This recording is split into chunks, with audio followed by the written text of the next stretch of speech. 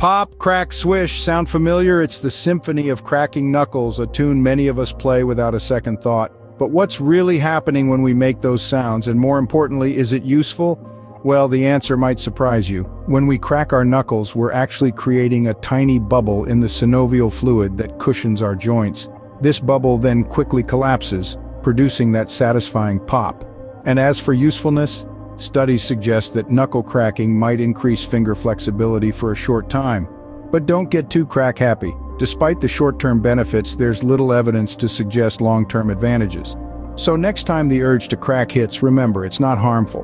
Might give you a quick flexibility boost, but probably won't make a lasting difference. Now, isn't that a cracking piece of knowledge?